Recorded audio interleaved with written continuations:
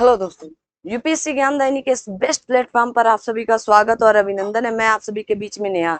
I hope आप सभी लोग स्वस्थ मस्त जबरदस्त होंगे और वीडियो आप सभी लोग देख रहे होंगे, पसंद कर रहे होंगे। अगर आप आरओ या एपीएस का एग्जाम देने जा रहे हैं या यूपी पीसीएस का एग्जाम देने जा रहे हैं, खास करके ये तीन बड़े एग्जामों के लिए ये क्लासेस चलाई जाती हैं। आपकी एक तो आपके सामने अभी एपीएस लगा है। आरओ की जैसे आप सभी लोगों को पता है कि पोस्ट ऑफ नंबरों की संख्या बढ़ चुकी है। लगभग 250 पद केवल और केवल आरओ के होने वाले हैं। किसके? आरओ के। और लगभग आपके 150 पद लगभग ए आरओ के होने वाले हैं। ठीक है ना? तो आपको क्या करना है, ये ए आरओ के हैं, है ना। अगर आप आरओ की तैयारी कर रहे हैं तो सिर्फ और सिर्फ इसमें सिंपल सा आपको ग्रेजुएशन चाहिए और साथ में आपकी 21 वर्ष की आयु होनी चाहिए। बस इतना चाहिए। अगर ए आर ओ कर रहे हैं तो आपको ओ लेवल चाहिए, उसके समकक्ष कुछ जो चीजें बताई गई हैं, जो डिग्री बताई गई वो चाहिए। अगर अब आप अभी तक आंख बंद करके बैठे तो भाई अब खोल लो। अब समय नहीं रह गया है और आने वाला है आपका यूपी पीसीएस 2024 ना। इस बार जैसे आपके मई में एग्जाम हुआ था, अगले साल भी मई में एग्जाम हो जाएगा। अक्टूबर आपका चलने लगा है। 2-4 दिन का मैंने वीडियो नहीं रिकॉर्ड कर पाई थी क्योंकि मेरे मेंस थे, आप सभी लोगों को पता है।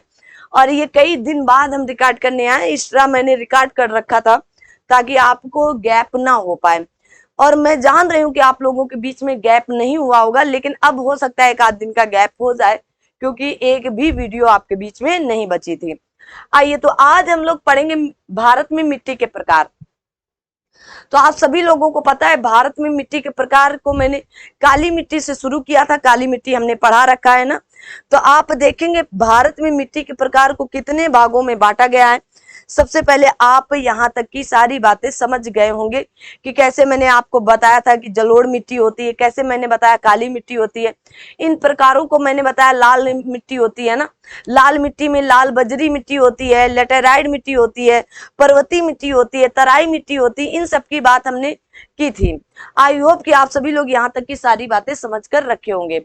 आइए थोड़ा थोड़ा सा अध्ययन करेंगे आज हम आप सभी के बीच में। मैंने इससे पहले जो वीडियो गया था उसमें मैंने आप सभी लोगों को काली मिट्टी पढ़ाई थी। क्या? काली मिट्टी से संबंधित थ्योरी और काली मिट्टी से संबंधित आपको क्वेश्चन आंसर करवाए थे। आज हम लोग आपके बीच में पढ़ाने वाले हैं। क्या? पहले आएगा लेटेराइट मिट्टी। तो आज हम जानेंगे ये लेटेराइट मिट्टी क्या है, कैसे है, कहाँ पाई जाती है। ठीक है ना। लेटेराइट मिट्टी से पहले आप सभी लोगों को पता होना चाहिए कि मिट्टी के अध्ययन को क्या कहते हैं। ठीक है। कुछ चीजें जैसे मिट्टी के अध्ययन को अध्ययन को मिट्टी के अध्ययन को क्या कहा जाता है, क्या कहा जाता है। ठीक है ना। तो मिट्टी के अध्ययन को आप क्या कहेंगे? तो आप कहेंगे पेडोलॉजी कहा जाता है। क्या कहा जाता है? तो आप कहेंगे पेडोलॉजी कहा जाता है। इंपॉर्टेंट है, याद करके रखना। ठीक है ना। मिट्टी के अध्ययन को क्या कहा जाता है? तो आप कहेंगे पेडोलॉजी कहा जाता है। मिट्टी दिवस कब मनाया जाता है? पूछा जाता है मिट्टी या मृदा दिवस कब मनाया जाता है?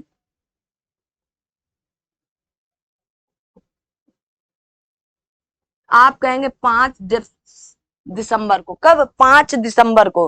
तो मिट्टी दिवस या मृदा दिवस कब मनाया जाता है? तो आप कहेंगे 5 दिसंबर को। विश्व मृदा दिवस या विश्व मिट्टी दिवस 5 दिसंबर को मनाया जाता है। ठीक है ना। आगे बढ़ते हैं। आज हम लोग बात करने वाले हैं कौन सी मिट्टी पर? तो आप कहेंगे लेटेराइट मिट्टी पर। ठीक है। किस पर? तो लेटेराइट मिट्टी पर। आइए बातचीत करते हैं। यहां से आप सभी लोग थोड़ा थोड़ा सा लिखना शुरू कर लें। देखिएगा जो आपकी लेटेराइट मिट्टी है, मोस्ट इंपॉर्टेंट बात बता रहे हैं आप सभी लोगों को। ठीक है ना। इसको याद करके रखना तो आपके लिए इंपॉर्टेंट है। लेटेराइट मिट्टी का अध्ययन सर्वप्रथम किसके द्वारा किया गया था? तो आप कहेंगे लेटेराइट लेटेराइट मिट्टी का सर्वप्रथम सर्वप्रथम अध्ययन अध्ययन किसके द्वारा किया गया था? किसके द्वारा किया गया था? इंपॉर्टेंट है। तो आप क्या बताएंगे किसके द्वारा किया गया था? आप कहेंगे बुकानन, बुकानन के द्वारा किया गया था। किसके द्वारा किया गया था? तो बुकानन के द्वारा किया गया था 1905 में। कब? 1905 में। इंपॉर्टेंट है, याद करके रखो। कथन और कारण में ये बात आपसे पूछी जा सकती। कब? तो कहेंगे कथन और कारण में। ठीक है, आगे बढ़ते हैं। कहा गया लेटेराइट मिट्टी जो है, आप समझना पहले। कहा गया लेटेराइट मिट्टी जब ये भीगती है, जब इसमें जल पड़ता है, तो जल पड़ने पर ये मक्खन की तरह मुलायम हो जाती। किसकी? मक्खन की भांति मुलायम हो जाती है, और सूखने पर काफी कड़ी और ढेलेदार हो जाती है। तो आप देखेंगे क्या हो जाती है, जब इस मिट्टी को, मान लो इस खेत में ये लेटेराइट मिट्टी है, तो इसमें अगर पानी जाए, अब मान लीजिए पानी जा रहा है ना, अगर ये पानी गया तो एकदम मक्खन की तरह, मक्खन की तरह मुलायम हो जाती है। लेकिन अगर इसकी जो पानी की क्षमता थी वो समाप्त हो, तो यही कड़ी और ढेलेदार हो जाती। कैसे? ढेलेदार हो जाते हैं, ढेलेदार हो जाते हैं। ठीक है ना? कैसे हो जाती? ढेलेदार हो जाती है मिट्टी। जैसे आपकी काली मिट्टी के बारे में बताया गया कि जल ग्रहण क्षमता अधिक है, पर अगर उसमें जल ग्रहण क्षमता या नमी बनी रहती है ना, और अगर वो नमी धीरे धीरे धीरे धीरे एक समय ऐसा आएगा कि कम हो जाएगी, खत्म हो जाएगी, तो उसमें कहा गया मोटी मोटी दरारें पड़ जाती हैं, और इसीलिए उसे स्वतः जुती हुई मिट्टी कहा जाता है। लेकिन यहां पर कहा जा रहा है कि अगर लेटेराइट मिट्टी में पानी जाता है तो वो भीगने पर आपकी मक्खन की तरह एकदम मुलायम मिट्टी हो जाती है। लेकिन अगर ये सूख गई तो कड़े कड़े कड़े और ढेले पड़ जाएंगी। कैसी? कड़ी और ढेलेदार हो जाएगी। ठीक है, आइए आगे बढ़ते हैं, आते हैं थ्योरी की तरफ। कहा गया लेटेराइट मिट्टी, लेटेराइट मिट्टियों का सर्वप्रथम अध्ययन 1905 में किसके? बुकानन के द्वारा किया गया। इनका नाम लैटिन भाषा के शब्द लेटर से लिया गया है, जिसका अर्थ ईंट। भीगने पर यह मिट्टी मक्खन की भांति मुलायम, परंतु सूखने पर काफी कड़ी और ढेलेदार हो जाती है। ये मानसून हृदय मौसमी वर्षा वाली उष्णकटिबंधीय जलवायु की विशिष्ट मिट्टियां हैं। कहा गया उष्णकटिबंधीय भारी वर्षा के कारण होने वाली तीव्र कहा गया विचालन क्रिया के परिणाम स्वरूप लेटेराइट मिट्टी का निर्माण होता है। तो आप अगर यहां तक की सारी बातें समझ गए तो आपके लिए काफी इंपॉर्टेंट हो जाएगा। ठीक है, तो लेटेराइट मिट्टी का सबसे पहले सर्वप्रथम अध्ययन किसने किया था? तो आप कहेंगे बुचानन ने। ठीक है ना? अगर ऐसे लिखेंगे तो ऐसे बुचानन, और हिंदी में लिखेंगे तो बुकानन। ठीक है ना? कब? 1905 में। ये लैटिन भाषा का शब्द है। कैसे? लैटिन भाषा का शब्द है। ठीक है, इंपॉर्टेंट है, याद करना। आगे बढ़ते हैं। आगे कहा गया है लेटेराइट मिट्टी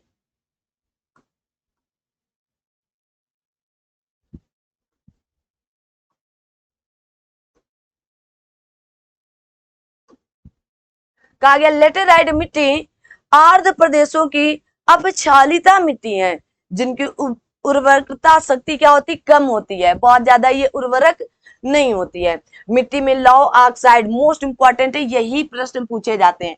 मिट्टी में लौह ऑक्साइड, एल्यूमिनियम ऑक्साइड की क्या होती? प्रचुरता होती है, परंतु इसमें नाइट्रोजन, फास्फोरिक अम्ल और पोटाश, चूना और कार्बनिक तत्वों की कमी पाई जाती है। मोस्ट इंपॉर्टेंट है, अगर यूपीपीसीएस आरओ अगर ये प्रश्न बनाता है तो आपसे यही पूछा जाता है इसमें कौन सी मिट्टी में ये प्रचुरता है, ये विशेषता होगी, और कौन सी मिट्टी में आपके नाइट्रोजन, फास्फोरिक अम्ल, पोटास, चूना, कार्बनिक तत्वों की कमी पाई जाएगी। यह मिट्टी भारत में केरल, पूर्वी तमिलनाडु के छोटे भाग में जैसे उड़ीसा, छोटा नागपुर का पठार, पूर्वोत्तर में मेघालय, और कहा गया उत्तरी भाग तथा दक्षिणी भाग के पर्वतीय क्षेत्रों में पाई जाती। कहां पर? मेघालय के कुछ उत्तरी भाग और कुछ दक्षिणी भागों के क्षेत्रों में पाई जाती। कहा गया राष्ट्रीय मृदा सर्वेक्षण एवं भूमि उपयोग नियोजन ब्यूरो के नवीनतम रिपोर्ट के अनुसार यह मिट्टी भारत के 1.80 लाख वर्ग किलोमीटर क्षेत्र पर विस्तृत है। इसका सर्वाधिक विस्तार आपके केरल राज्य के मालाबार तटीय प्रदेशों में। कहां पर? मालाबार तटीय प्रदेश है। और इसके बाद कहा गया महाराष्ट्र में। कहां पर है? तो आप कहेंगे महाराष्ट्र के क्षेत्र के अंतर्गत। तो सबसे ज्यादा लेटेराइट मिट्टी कहां पर पाई जाती? तो आप कहेंगे तमिलनाडु के क्षेत्रों पर आती। कहां पर? तो आप कहेंगे तमिलनाडु के क्षेत्रों के अंतर्गत आती है। इन्हीं लेटेराइट मिट्टी में कहा गया लेटेराइट मिट्टी चूने की कमी के कारण अम्लीय होती, कैसी होती, अम्लीय होती है। और तथा अम्लीय होने के कारण इसके उत्पादन में किसका सबसे उपयुक्त उत्पादन होता है, तो आप कहेंगे चाय का। किसका, चाय का उत्पादन, चाय की खेती की जाती है। ठीक है, याद रखना है यहाँ पर। आगे बढ़ते हैं। आगे बढ़ने पर आप देखेंगे भारत में लेटेराइट मिट्टी के क्षेत्र कौन कौन से हैं। तो मैंने देखो पूर्वोत्तर ये मेघालय क्षेत्र आ रहा है, ये आपका कौन सा केरल वाले बेल्ट पर आ रहा है, ठीक है ना, केरल। उसके बाद कुछ क्षेत्र कहे गए महाराष्ट्र के आते हैं और कुछ क्षेत्र बेल्ट आपके यहाँ पर हैं, ठीक है ना। तो यहाँ तक याद रखना थोड़ी थोड़ी सी चीजें। आइए क्वेश्चन आंसर देख लेते। अच्छा, कहा गया लेटेराइट मिट्टियों के रासायनिक संगठन और ऊंचाई में सामान्य संबंध पाया जाता है। इन मिट्टियों के निचले भागों की अपेक्षा ऊपरी भागों की मिट्टियां क्या होती, अधिक अम्लीय होती हैं। इतनी कहा गया निचले भागों की अपेक्षा जो ऊपर की मिट्टियां होती हैं, मान लीजिएगा इस खेत पर मिट्टी है, तो जो इतनी जो ज्यादा से ज्यादा ये वाली अम्लीय होगी, ये वाली मिट्टी अम्लीय नहीं होगी। तो निचले भाग की अपेक्षा ऊपरी भागों की मिट्टियां अधिक अम्लीय होती है। कैसी, अधिक अम्लीय होती हैं। ठीक है, भारत के किस रूप में कहा गया, भारत के किस रूप में भारत के किस मृदा प्रारूप में लोहे के अतिरेक होने के कारण या अनुवरर होते हैं, तो आप कहेंगे लोहे के आपके लेटेराइट मिट्टी में। किसके, लेटेराइट मिट्टी में लोहा वगैरह आपका क्या पाया जाता है। आगे बढ़ते हैं।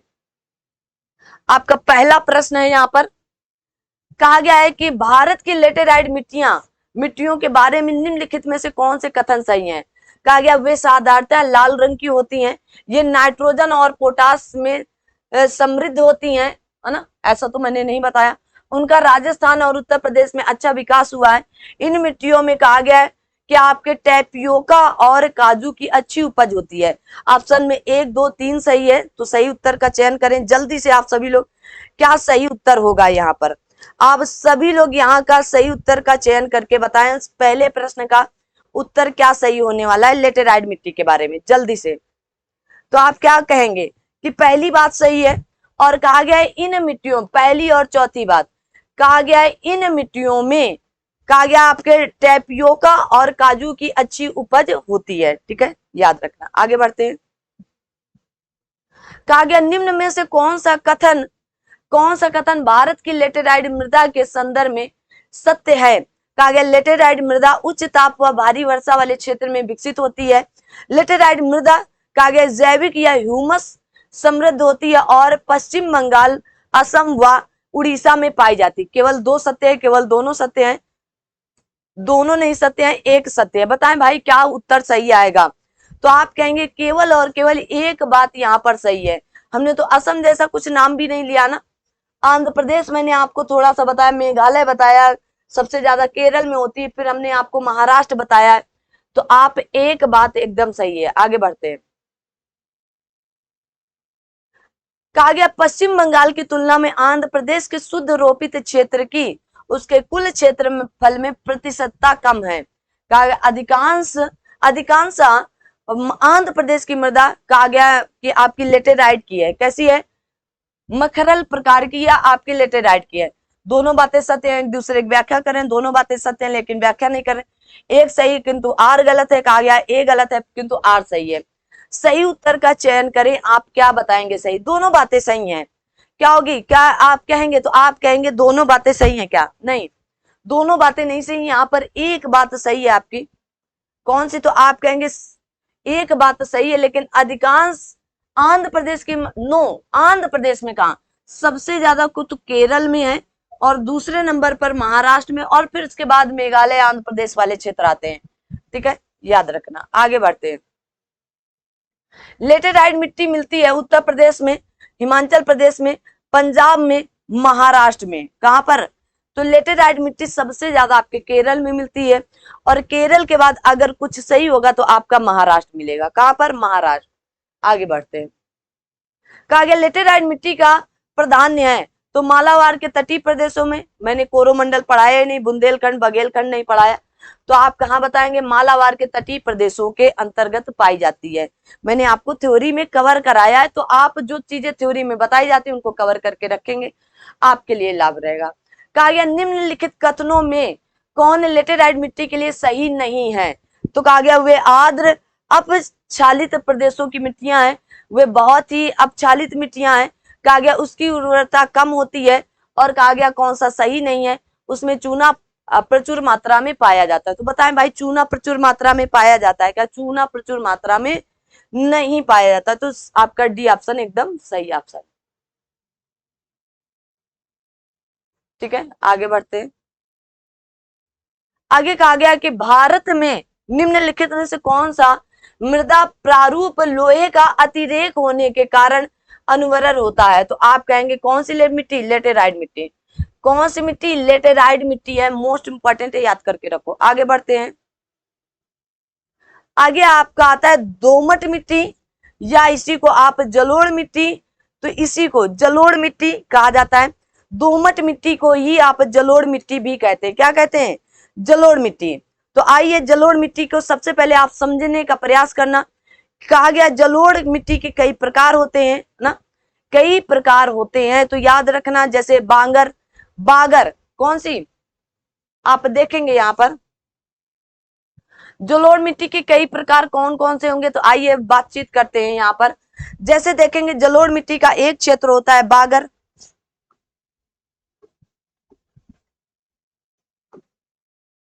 कौन सा होगा? तो आप कहेंगे बांगर, है ना। एक क्षेत्र तो ये होता है। दूसरा क्षेत्र आप देखेंगे खादर, कौन सा होता है? खादर। तीसरा क्षेत्र आप देखेंगे भावर, कौन सा होता है? भावर। और चौथा क्षेत्र आप देखेंगे तराई, तराई वाला क्षेत्र, है ना। अब बांगर क्षेत्र को आप क्या कहते हैं? पुरानी जलोढ़ के नाम से जानते हैं, पुरानी जलोढ़ के नाम से जाना जाता है। और खादर वाले क्षेत्र को क्या कहेंगे आप? नवीन जलोढ़, नवीन जलोढ़। अभी इनकी एक एक बात करते हैं। और भावर क्षेत्र को ये दोनों आपकी कैसी हैं? तो ये आपकी शिवालिक में गिरपाद में पाई जाती है। शिवालिक हिमालय के गिरपादों में पाई जाने वाली ये मिट्टियां हैं आपकी कौन सी? तो आप कहेंगे आपकी भावर और तराई। तो ये कहां पर? तो आप कहेंगे ये शिवालिक दक्षिण। देखो आपकी ये वाली जो भावर वाली है, कहा गया शिवालिक में गिरपाद क्षेत्रों में स्थूल वह आपकी कहा गया गुटिका युक्त मिट्टी है। और जो आपकी तराई है भारत के दक्षिण में दलदली व गादी मिट्टी है। कैसी? दलदली, दलदली व गादी मिट्टी है। ठीक है ना। अब देखते हैं जो बांगर क्षेत्र है यह पुरानी जलोढ़ क्यों कहा जाता है? सबसे बड़ी बात, कहा गया ऊंचाई पर स्थित है। कहां पर? ऊंचाई पर स्थित। कहा गया चुनौर कंकड़, है ना, कि अधिकता नियमित उर्वरों की जरूरत और लवणी और क्षारीय प्रस्फुटन कारण रेह का जमा होता है। रेहू जानते हैं ना। यहाँ पर बरसात का पानी, बाढ़ का पानी पहुंच ही नहीं पाता है ना। यहाँ पर जहां पर ये बांगर क्षेत्र होगा वहां पर बारिश कम होती होगी, या फिर यहाँ पर बाढ़ वाला क्षेत्र या बाढ़ का पानी पहुंच ही नहीं पाता, इसलिए इसे बांगर या पुरानी जलोढ़ के नाम से जाना जाता है। ठीक है ना। और जो आपकी नवीन जलोढ़ होती है यहाँ पर आपके बाढ़ का पानी कौन सा? अगर आपके यहाँ बाढ़ आई तो बाढ़ का पानी पक्का जाएगा यहाँ पर, तो बाढ़ का पानी पहुंच जाता है। ठीक है। तो कहा गया है बाढ़ के मैदानी क्षेत्रों में नवीन परत का जमाव, चूनेदार पदार्थों की कमी, और कहा गया उर्वरकों का सीमित उपयोग, नमी धारण करने की क्षमता अधिक, चीका की अधिक मात्रा, बाढ़ हटने पर यहाँ पर कौन सी? तो आप कहेंगे रबी की फसल होती। किसकी? रबी की। रबी में जैसे गेहूं, चना, मटर, सरसों, ये किसमें? तो रबी के फसल के अंतर्गत आते हैं।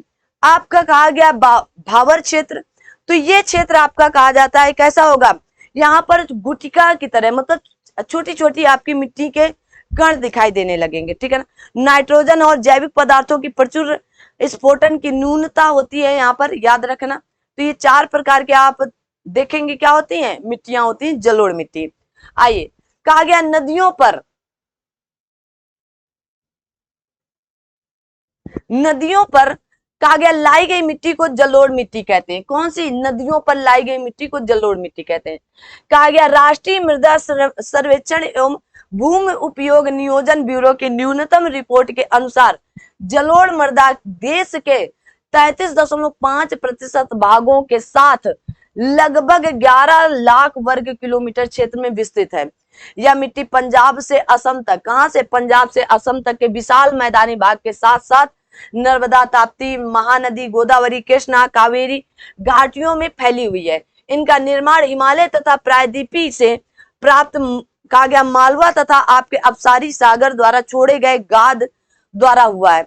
इनका रंग आपका हल्के धूसर से कहा गया भस्मी धूसर के बीच, और गठन आपके रेतीली, जो आपकी रेतीली मिट्टी होती है ना, रेतीली से गाढ़ी दोमट के बीच पाया जाता है ना।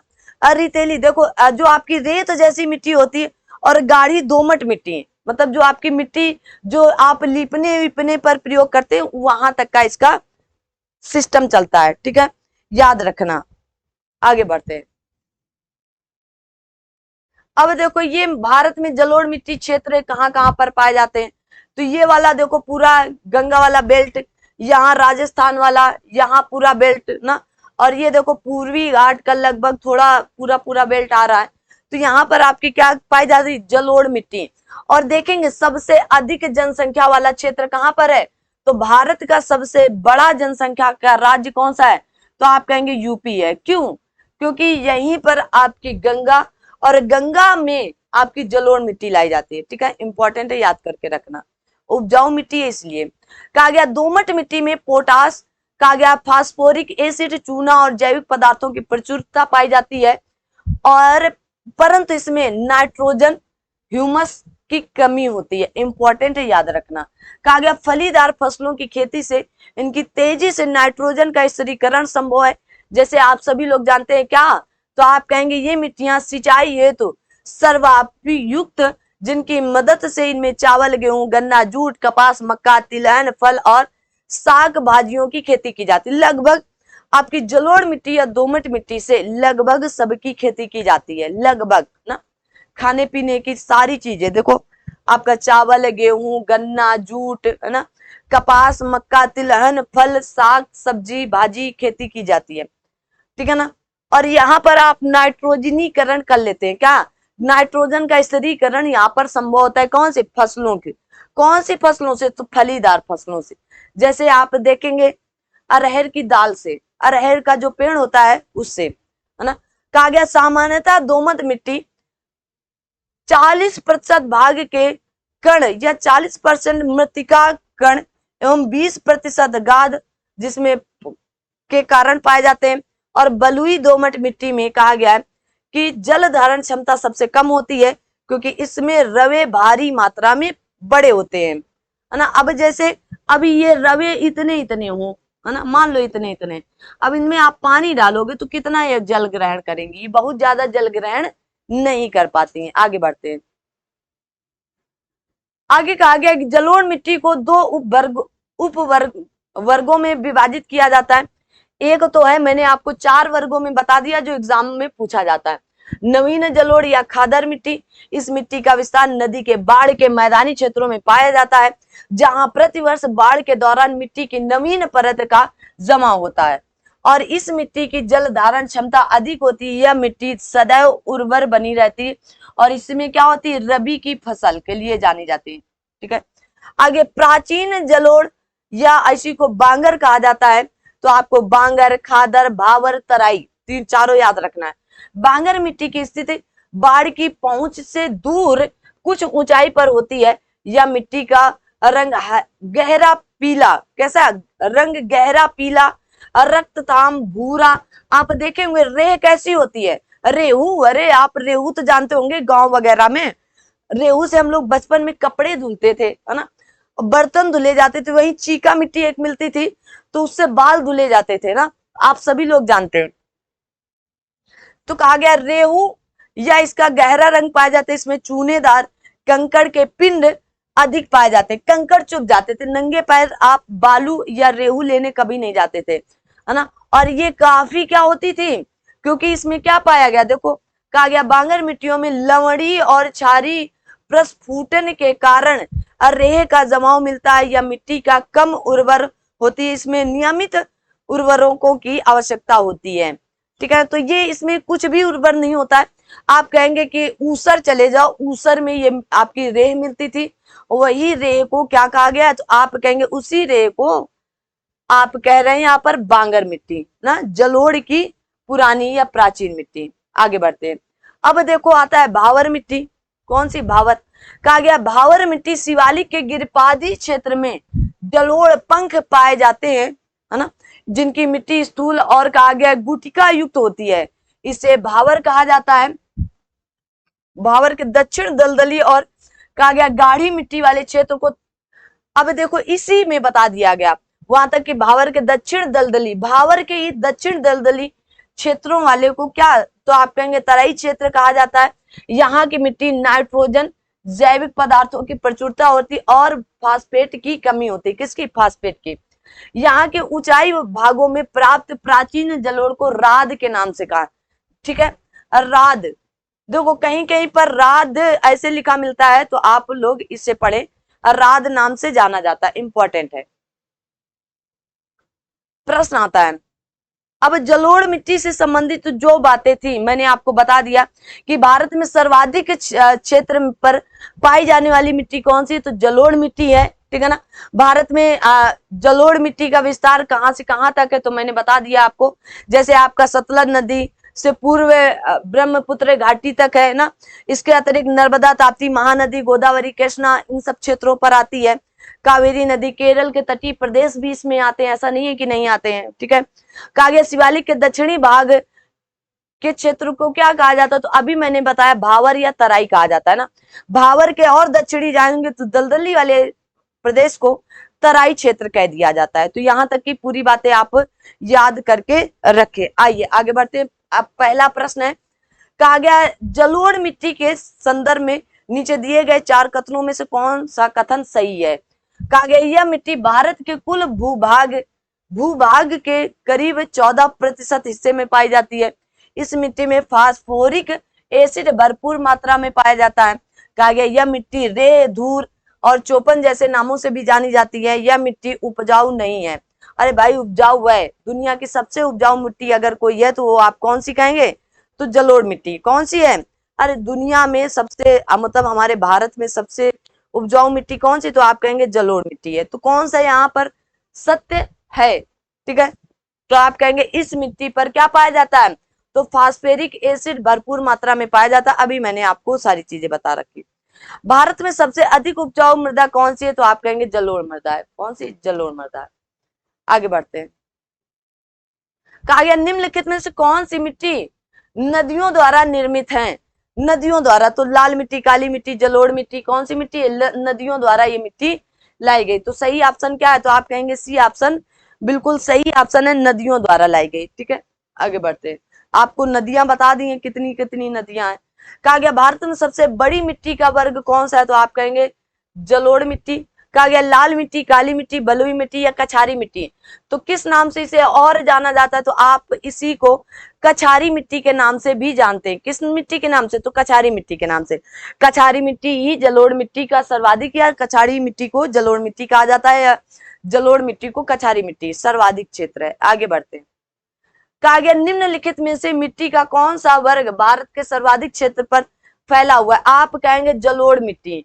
कितने वर्ग तक लगभग फैला हुआ है, तो आप कितने वर्ग, तो आप कहेंगे 11 लाख वर्ग किलोमीटर। कितना? 11 लाख वर्ग किलोमीटर तक फैला है, ठीक है, याद रखना। आगे बढ़ते हैं। गंगा के मैदान की पुरानी कछारी मिट्टी कहलाती है। अब गंगा के मैदान की पुरानी भावर, बांगर, खादर, कहा गया खोंडलो लाइट। जल्दी से बताएं, गंगा के मैदान के जो पुरानी मिट्टी उसे क्या कहेंगे, तो आप कहेंगे बांगर कहा जाता है। किस नाम से? बांगर। और जो नई मिट्टी उसे आप खादर कहते हैं।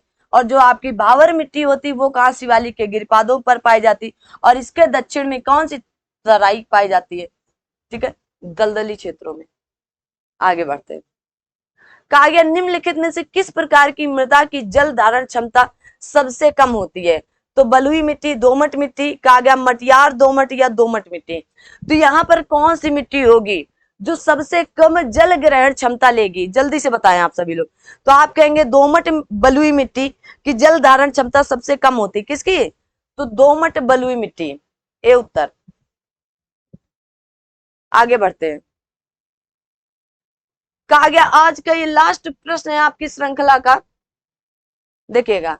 कहा गया दुमपट्टी या लोम मिट्टी में मिट्टी का कौन सा कण मिलता है? बालू कण, चिकना कण, पाषाण कण या सभी प्रकार के कण पाए जाते हैं? बताए भाई कौन सा होगा? तो आप कहेंगे सभी प्रकार के। देखो सामान्यतः दोमट मिट्टी या लोम मिट्टी, इसी को दोमट मिट्टी या लोम मिट्टी इंग्लिश में, 40% बालू के कण, 40% मृतिका, 20% गाद के कण पाए जाते हैं। तो कौन कौन से? तो आप कहेंगे सभी उत्तर एकदम सही उत्तर है। तो ये थी आपकी लेटेराइट मिट्टी और ये थी आपकी दोमट मिट्टी। अगर आप यहां तक वीडियो देख कर आए हैं, वॉच करके आए हैं, तो थैंक यू। और ये आपकी मिट्टियां पूछी जाती हैं, बार बार मैं ये बात बोल रही हूं तो इसका मतलब मिट्टियां आती हैं। ये छोटे छोटे से आपको वीडियो दिए जाते हैं ताकि आप लोग रिवीजन कर सकें जल्दी से जल्दी। तो ये आज की क्लास रही। आगे जो अन्य मिट्टियां हैं, जो और मोस्ट इंपॉर्टेंट मिट्टियां, उनको विविध में लेकर आ जाएंगे और आपको इसी तरह सारी चीजें समझा दी जाएंगी। तो मिलते हैं अगले वीडियो में, तब तक के लिए थैंक यू सो मच। जय हिंद, जय भारत।